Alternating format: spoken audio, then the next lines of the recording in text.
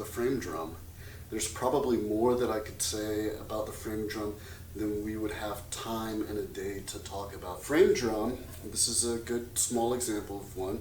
The frame drum probably has its origins in the Middle East, in Ireland, and among the First Nations of North and South America.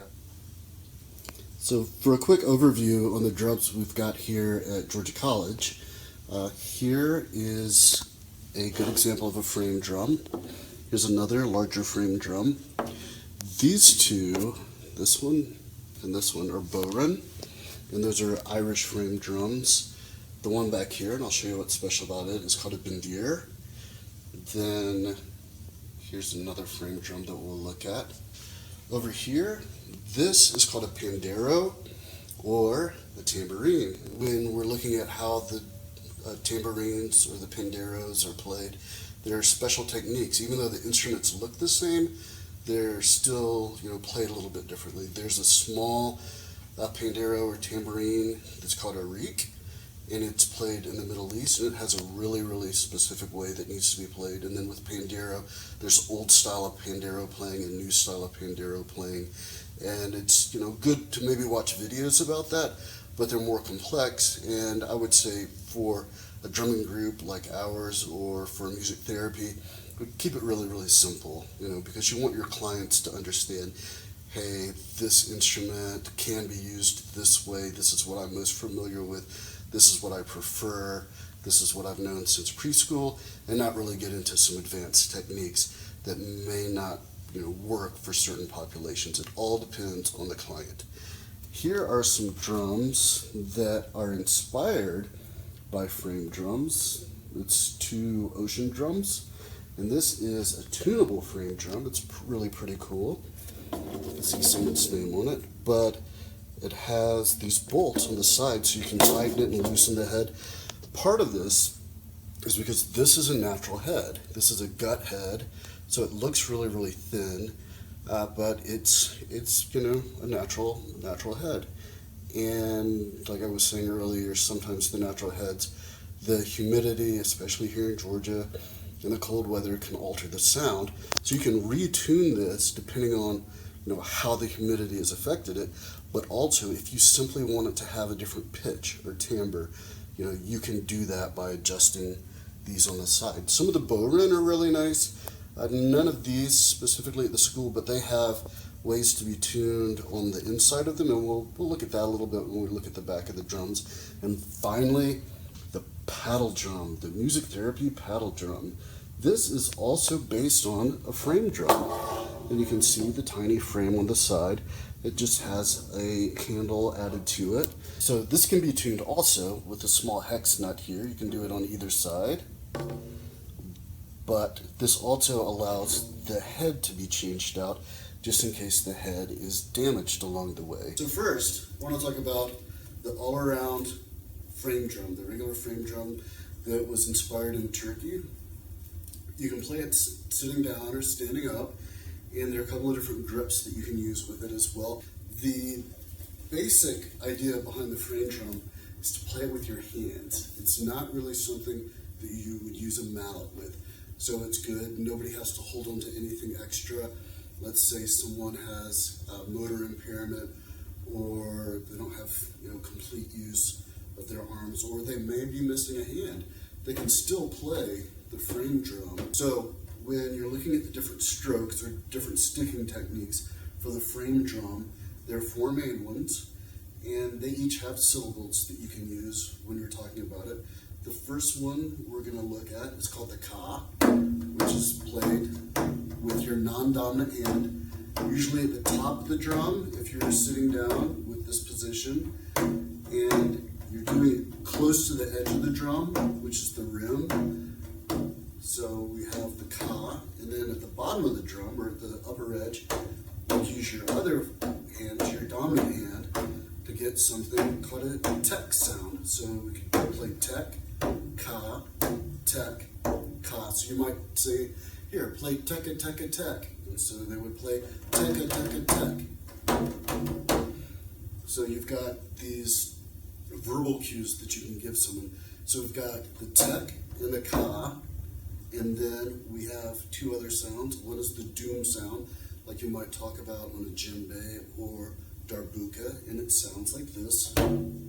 It's a lower bassier tone, and so you could say doom, teka tek, doom, teka tek, to give more instruction that way. Then there's a fourth sound that we don't really use on djembe, but we do use on darbuka and we use on the frame drum. It's called a pa sound. And you cup your hand to get a really good pa sound. You cup your hand, make a paw to get the pa, and hit it sort of in the center. So you have your doom, and then you have your pa. So you can say doom pa, doom pa, doom pa, doom pa. And I'm thinking of Willy Wonka, so please stop me.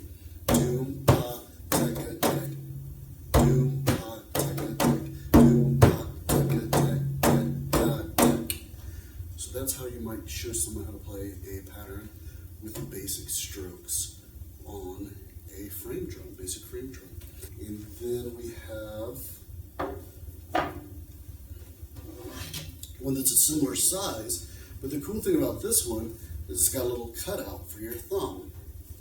So when you hold it, you can put your thumb inside, hold it at the bottom like this, or you can hold it at the top like this. But this really helps if you're standing up or if you're doing this position with someone to give them a little extra grip.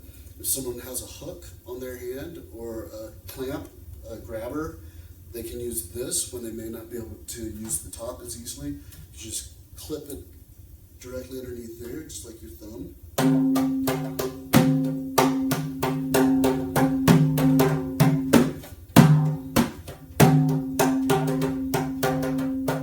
That's the idea with this one. And this one has a different name. It's still a frame drum, but it's called a bandier. The bandier is neat because it has little bitty snares on the inside. And we're lucky because the school has two bandiers, and we can use those in community drumming.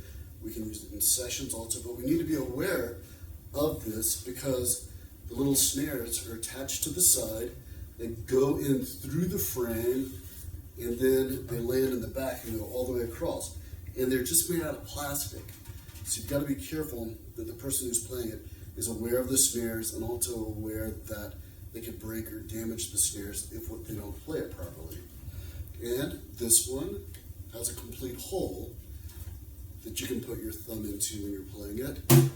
I don't know if you can hear the difference, but this is what it sounds like.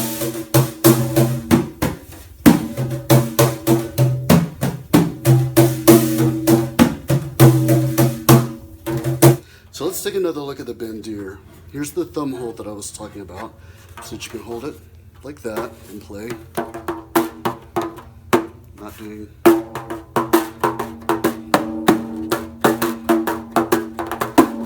But what I really want you to look at, this little device holds the snare on, and you can twist it from here, but the top part, there's a sort of a bolt, and that is what you use to tune the snares with. And hopefully you'll be able to see on the inside there are the two thin snares running against the head on the inside. And those are what rattle when you're playing. So when you're playing a buffalo drum, there actually are handles built into it, like this one you can see on the back. They are gut, and when you hold it, you can hold it like that. And there's some that don't have a handle where you would actually hold it between the gut strings. Just like the back of the natural skin buffalo drum, we also have a rope handle that some of the buffalo drums here at the school have. And you can see how shiny the back of the head is. That's because this is a synthetic head. This is another. As I was saying earlier, you can use the regular buffalo drum beaters. There might be two colors. They're made with a natural stick that's been shaved down a little bit, and it's got a piece of leather on it also that's become discolored over time, and then it has some suede on the back of it. But with this, you can hit it softly, but you can also really wail on it too. So if you're in a group and maybe you're doing a chant or something like that, you can really beat on it. Here's a quick comparison with the rope buffalo drum. So you get kind of a sound like that. It sounds a little bit louder, partially because it's synthetic, and you're not muting it as much. This is a bow run. This is probably one of my favorite frame drums because you can do a whole lot with it that you can't do with the other drums, and part of that is because of the bars in the back, the frames.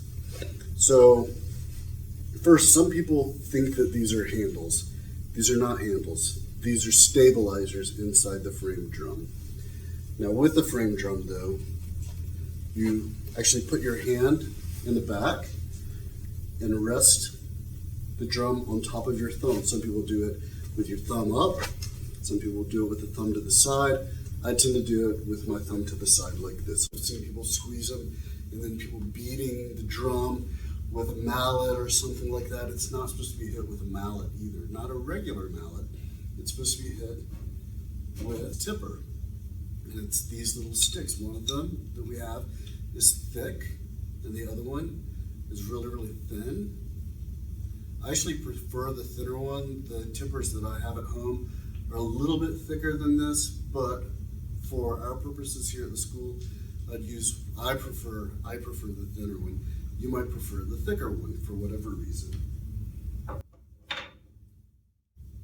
So when you hold the bow run, traditionally you would sit down, rest it on one leg, sort of tuck it close to your body, and with the tipper, the easy way to remember to hold it, is you kind of hold it like it's a writing utensil, but then you hold it up like this in the writing position, and you spell out bow run, and once it's there, you tilt it towards you.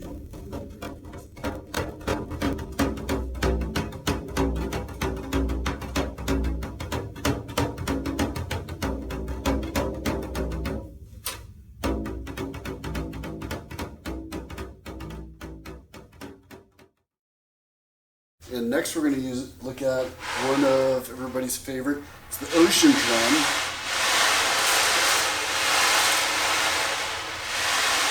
And it's one thing that's nice here is that we have several different size ocean drums. This is one of the small ones. Here's a mid-sized one. And this one has a little ocean scene on the inside. But this is great for meditation, relaxation activities. It's fun just to play alone like that. But so you can see how it's from sort of the frame drum family. It's got the frame and then two heads on this. But you can see in this one, there are dents and broken areas where somebody's hit it with a mallet, and it's a hand drum. It's not supposed to be hit with a mallet. You can hit it with your hand to get different sounds with the little beads on the inside. There's little metal beads in there. So you can do it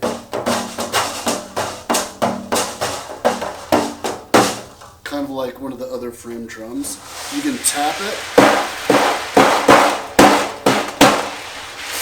to get different sounds as well, but don't hit it with the mallet.